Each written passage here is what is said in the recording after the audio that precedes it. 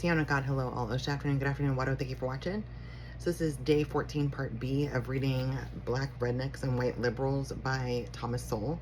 My last video was cut short because my timer for my bread went off on my phone and it killed my video. So anyway, the last sentence that I was reading is kind of a lengthy one, so I'm gonna reread it. I only had like 4 or 5 words left. So anyway, the relative political apathy of Germans and their holistic law-abiding habits enabled Hitler to seize far more power than he was elected to, with perhaps less resistance than such an action might have provoked in some other societies. And the German military tradition and military prowess made him more dangerous than he might have been as the leader of some other nation. Looking back through German history, one can find examples of anti-Jewish words and actions by both elites and masses. Tragically, that does not distinguish Germans from Europeans in general, or from human beings in general. When it comes to vile or vicious things being said or done to any number of ethnic or other minorities in countries around the world, but the Holocaust was unique. The question then is whether there was anything correspondingly unique in the breadth or depth of German antipathies toward minorities in general, or Jews in particular. In their pre-Hitler history, no such uniqueness stands out prior to the era of Nazi rule, either in Germany itself or among German communities around the world. The racial fanaticism of Hitler and the Nazi movement, which spread to the German generation of their day and led ultimately to the Holocaust, were not historically distinct characteristics of Germans as a people. On the contrary, the rise of such a man as the leader of such a people should serve as a permanent warning to all people everywhere who are charmed by charisma or aroused by rhetoric. Well, that's true. Black education, achievements, myths, and tragedies. Bring it. Will Rogers once said that it was not ignorance that was Will Rogers once said that it was not ignorance that was so bad, but as he put it, in quotes, all the things we know that ain't so, end quote. Nowhere is that more true than in American education today, where fashions prevail and evidence is seldom asked for or given. Nowhere does this do more harm than in the education of Black children. The quest for esoteric methods of trying to educate Black children proceeds as if such children have never been successfully educated before, when in fact there are concrete examples both from history and from our own times of schools that have been successful in educating Black children, including those from low-income families. Yet the prevailing educational dogma is that you simply cannot expect children who are not middle class to do well on standardized tests for all sorts of sociological and psychological reasons. This dogma is not even true for the children for whom it is most often invoked, Black American children, much less for minority children in general, whether in the United States or in other countries. Absolutely. Schools, past achievements. Contrary to prevailing educational dogmas, there are schools in America today where low-income Black and other minority students do in fact score well on standardized tests. Both public schools and private schools, secular and religious, even as the vast majority of ghetto schools have abysmal performances on such tests. Moreover, there has been successful Black education as far back as the 19th century. High-performance schools. In 1899, there were 4 academic public high schools in Washington, D.C., 1 Black and 3 white. In standardized tests given that year, students in the Black high school averaged higher test scores than students in 2 of the 3 white high schools. Today, more than a century later, it would be considered utopian even to set that as a goal, much less expect it to actually happen. Yet what happened back in 1899 was no isolated fluke. The same school repeated, equaled, or exceeded national norms on standardized tests in the 1930s, 40s, and early 50s. Back in the 1890s, it was called the M Street School. Letter M and then Street School. And in 1960, it was renamed Dunbar High School. When this information on Dunbar High School was first published in the 1970s, Those few educators who responded at all dismissed the relevance of these findings by saying that these were quote unquote middle class children and therefore their experience was not quote unquote relevant to the education of low income minority children. Those who said this had no factual data on the incomes or occupations of the parents of these children, and the data that existed said just the opposite. The problem, however, was not that these dismissive educators did not have evidence. The more fundamental problem was that they saw no need for evidence. According to their doctrines, children who did well on standardized tests were middle class. These children did well on such tests, so therefore they must be middle class. It so happens that there was evidence on the occupations of the parents of the children at this school as far back as the early 1890s. As of academic year 1892 to 93, of the known occupations of these parents, there were 51 laborers, 25 messengers, and 12 janitors, and only one doctor. That is to say, only, it says, and one doctor. That hardly seems middle class. Over the years, a significant black middle class did develop in Washington, and most of them may well have sent their children to the M Street School or to Dunbar High School, as it was later called. But that is wholly different from saying that most of the children at the same school came from middle class homes. More detailed data on parental occupations are available for a later period.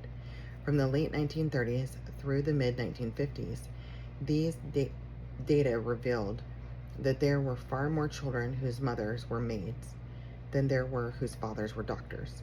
Mary Gibson Hundley, Hundley, who taught at Dunbar for many years, wrote, "A large segment of the homes of the students had one or more government employees for support. Before the 1940s, these employees were messengers and clerks, with few exceptions." It is possible, of course, to redefine quote-unquote middle class in relative terms for the black community as it existed at that time, but such verbal dexterity serves only to salvage words at the expense of reality. The parents of Dunbar students may or may not have been a random sample of the black parents of their time, either occupationally or in terms of their aspirations for their children. But neither were most of them people with professional careers or levels of income that would be considered middle class by the standards of American society as a whole. Intellectual or academic achievements for blacks, as for everyone else, no doubt have preconditions, but the crucial question is whether these are economic preconditions as so widely asserted and so widely assumed to be inseparable barriers to good education for minority children from low-income families. A related stereotype is that the children who went to Dunbar High School were the light-skinned descendants of black elites that derived from miscegenation during the era of slavery. Here again, the facts have been readily available and widely ignored. Photographs in old yearbooks from the era of Dunbar's academic success show no such preponderance of light-skinned blacks. Here again, there is a fundamental difference between saying that certain types of people were more likely to send their children to Dunbar, or that such children were overrepresented in saying that most of the children who went to Dunbar came from such families. Whether in economic or other terms, the families from which the students of Dunbar High School came cannot be nearly so atypical as suggested by those who say that they were mostly, in quotes, Washington's growing black bourgeoisie, end quote. For many years, there was only one academic high school for blacks in the District of Columbia, and as late as 1948, 1/3 of all black youngsters attending high school in Washington attended Dunbar High School. End quotes, if we took only the children of doctors and lawyers, end quote, a former Dunbar principal asked, end quotes, how could we have had 1,400 black students at one time, end quote. This was not a quote-unquote selective school in the sense in which we normally use that term. It was not necessary to take tests to get in, for example, even though there was undoubtedly self-selection in the sense that students who were serious went to Dunbar and those who were not had other places where they could and those who were not had other places where they could while away while away their time. Never heard of it used like that. Without having to meet high academic standards. A spot check of attendance records and tardiness records showed that the M Street School at the turn of the century and Dunbar High School at mid-century had less absenteeism and less tardiness than the white schools in the District of Columbia at those times. In the 19th century, tardiness had at first been a problem, but it was a problem that was apparently not tolerated. The school had a tradition of being serious going back to its founders and early principals, who reflected the influence of the New England culture, which contrasted so much with that of the culture of most blacks. Among those early principals was the first black woman to receive a college degree in the United States, Mary Jane Patterson, from Oberlin, Oberlin College, class of 1862. At that time, Oberlin had different academic curriculum requirements for women and men. Latin, Greek, and mathematics were required in quotes, the gentleman's course, end quote, as it was called, but not in the curriculum for ladies. Miss Patterson, however, insisted on taking Latin, Greek, and mathematics anyway. We can only imagine what fortitude and sense of purpose that must have taken. Yeah? At a time when no black woman had ever gotten a college degree in the entire history of the country, and when most members of her race were still slaves in the South. Not surprisingly, in her later 12 years as principal of the Black High School in Washington during its formative period, Mary Jane Patterson was noted for, in quotes, a strong, forceful personality, end quote, for thoroughness and for being, excuse me, excuse me, and for being an, end quotes, indefatigable worker. I'm going to look that up. Indefatigable worker. End quote. Having this kind of person shaping the standards and traditions of the school and its early years undoubtedly had something to do with its later success. Other early principals included the first black man to graduate from Harvard, class of 1870. 3 of the school's first 10 principals had graduated from Oberlin, 2 from Harvard, and 1 each from Amherst and Dartmouth. Because of restricted academic opportunities for blacks, Dunbar could get teachers with very high qualifications and even had PhDs among its teachers in the 1920s. Mary Gibson Hunley pointed out in her History of Dunbar High School, and quotes, federal standards providing equal salaries for all teachers, regardless of sex or race, attracted to Washington the best trained colored college graduates from northern and western colleges in the early days, and later from local colleges as well, end quote. One of the other educational dogmas of our times is the notion that standardized tests do not predict future performances for minority children, either in academic institutions or in life.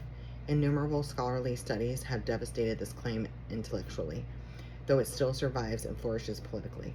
But the history of this black high school in Washington likewise shows a payoff for solid academic preparation at the test scores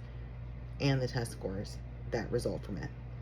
Over the entire 85-year history of academic success in this school from 1870 to 1955, most of its graduates went on to higher education.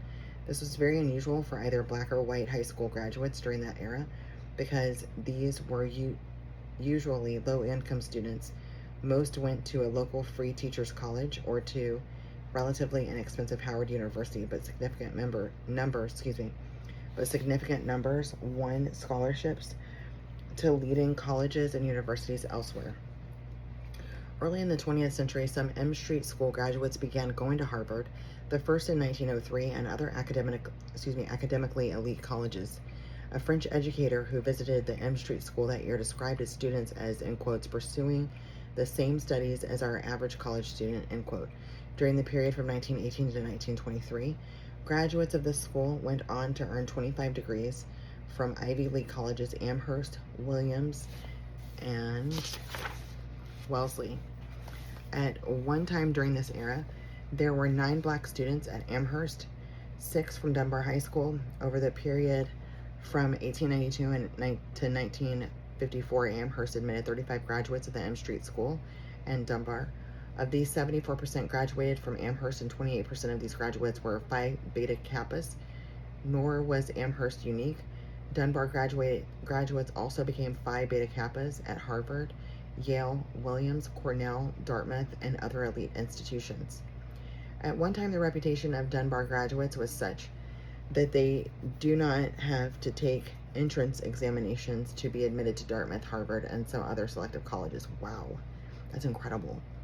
When Robert N. Mattingly, Mattingly, graduated from the M Street School in 1902, he entered Amherst College, receiving credit for freshman mathematics and first-year college physics.